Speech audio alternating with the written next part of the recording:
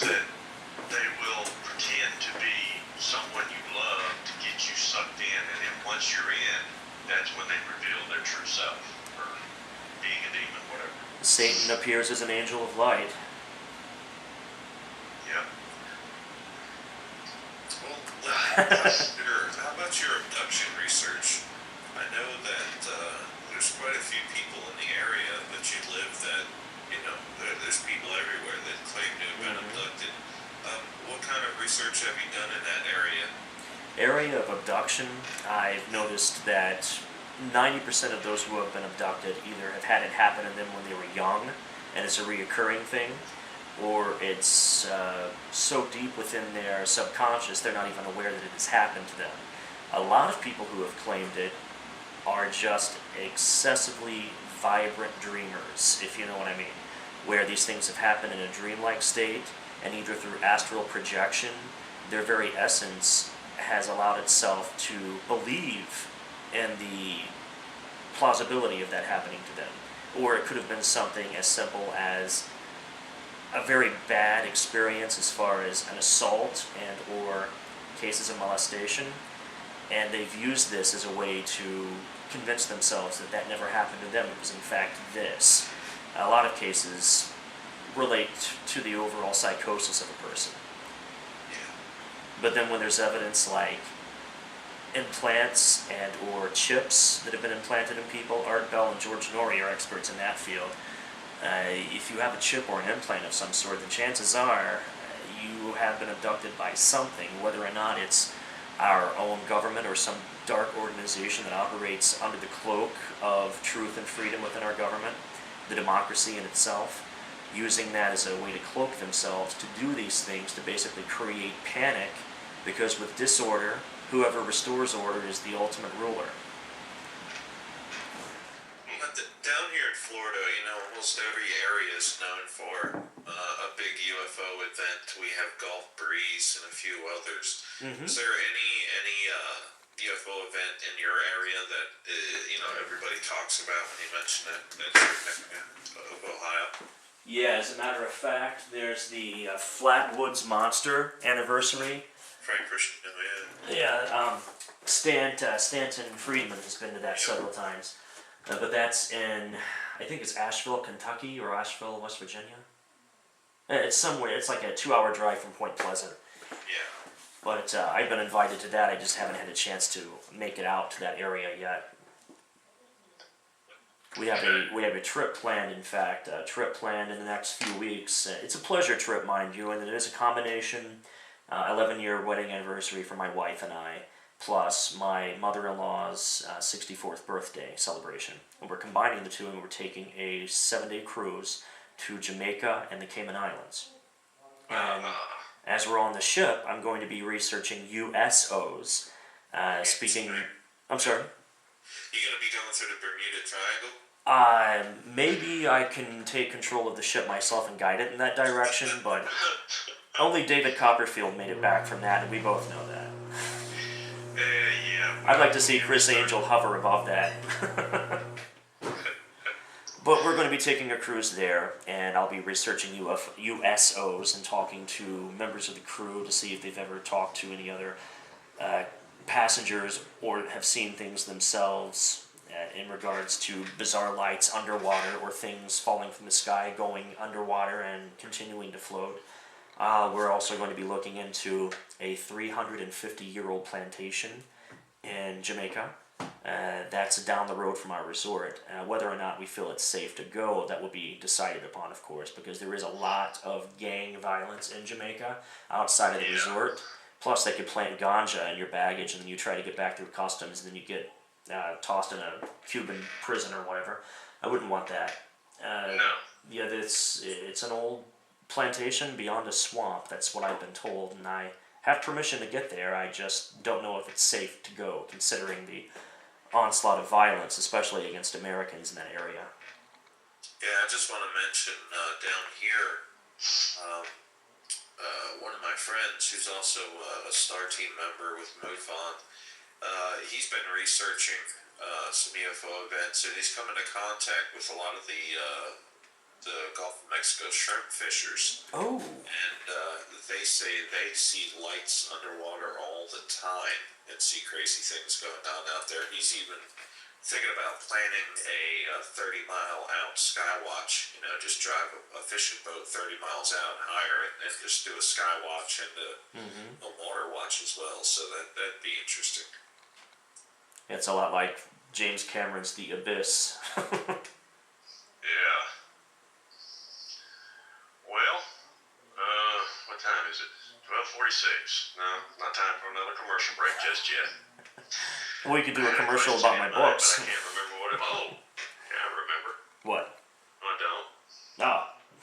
I looked up at my screen. Jamie, you don't know, but Jamie and my other co-hosts can tell you, I don't have Alzheimer's. I have Sometimes, and I forget stuff all the time. They have to remind me to do stuff. Did you have your book?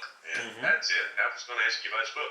People that are interested in your books can pick them up at Amazon.com because that's where I checked them out at. Yeah, you can get those at Amazon. You can get them at BarnesandNoble.com. It's available through Barnes and Noble now, which is a first for because I'm self-published through Lulu Publishing, and that's I guess the significant amount of sales I've had through Amazon and through Lulu's website has put me on the map for Barnes and Noble to give a crap about me. So I think that's awesome. Plus, I have done a few book signings at Barnes & Noble in Easton, Columbus, the Columbus area, Easton Town Center, and volunteered my time to do that and didn't expect them to pay me a dime and got news coverage in there for that. And plus, Barnes & Noble themselves were plugged by the news anchor woman, Yolanda Harris, who did the overnight stay with us at the Carnegie Library in Washington Courthouse, Ohio.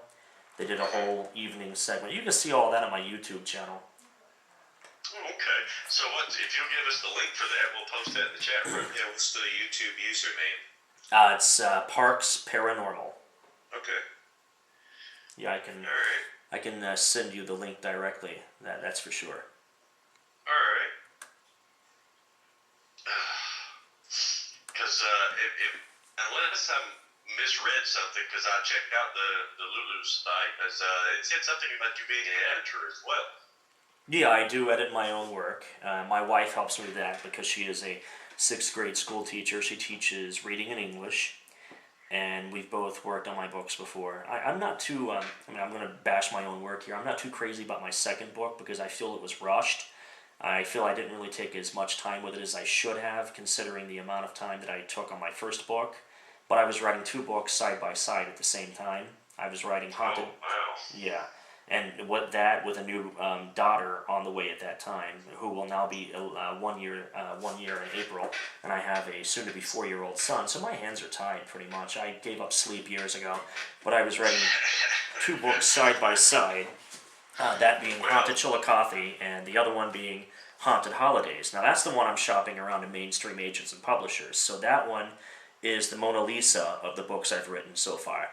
Haunted Chillicothe, that one is more the Alfred E. Newman on the cover of Mad Magazine. I'm not happy with it, but it has been a big seller for me.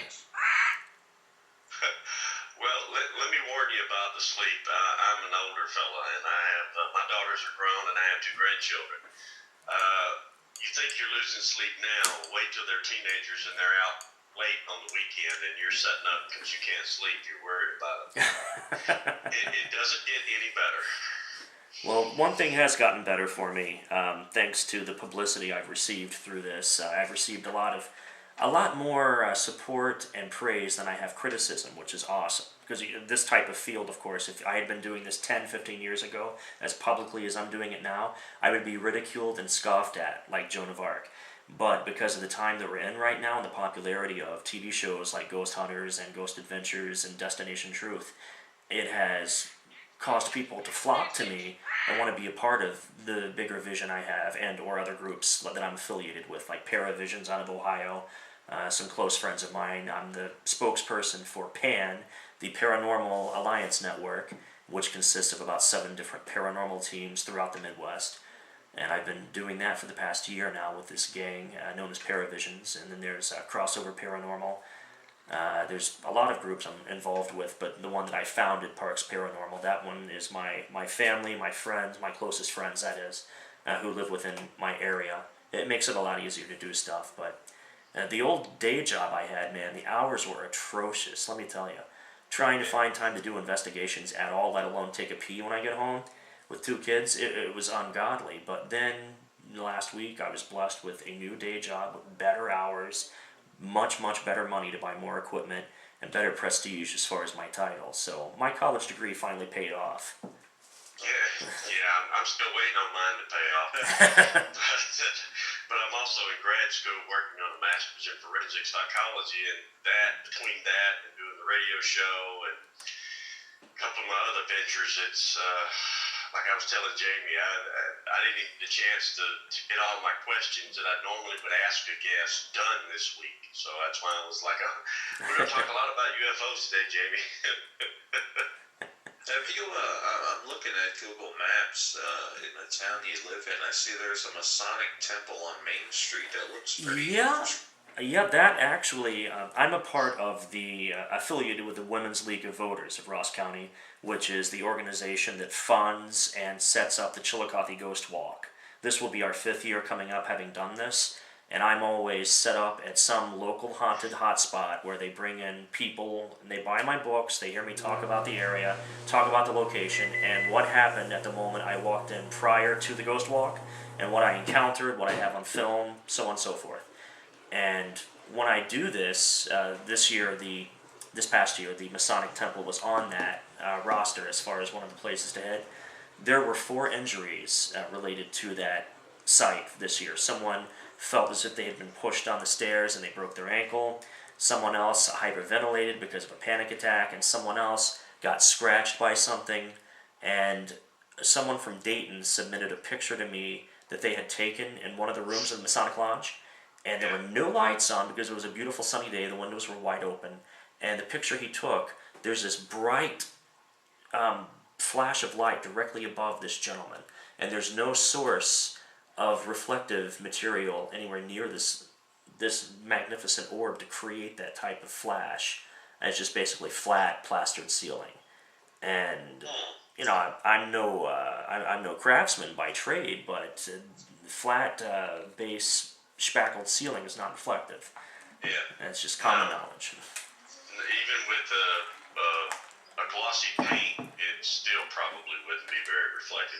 Right. Well, it's about time to take another commercial break, and we'll be right back with more of Neal Parks right after this.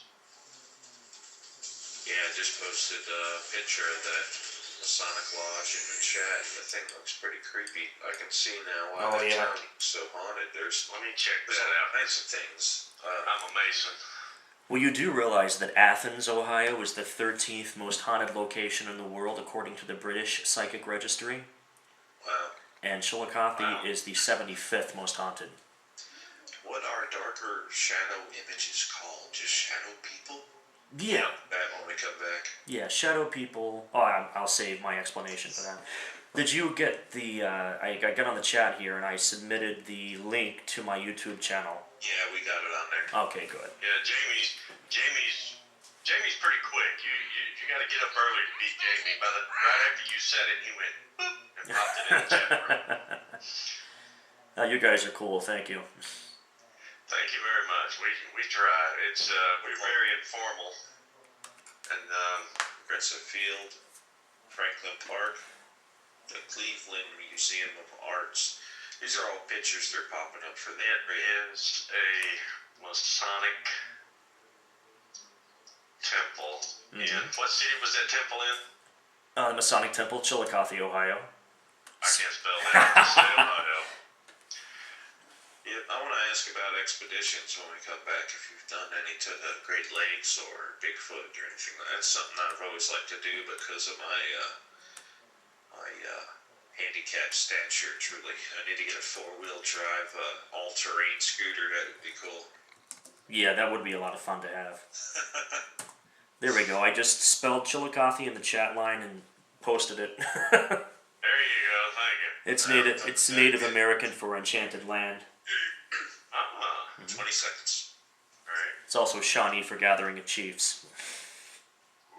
Yeah, if your buddy's ever back down here, he needs to check out Inkwood. We have Indian burial mounds here. We have all kinds of old haunted buildings here. Indian burial grounds is a good place to have picnics. Yeah, we do have Indian burial mounds. They're called shell mounds. They build them and bury the Indians under them. I have some videos of me going there. Here we go.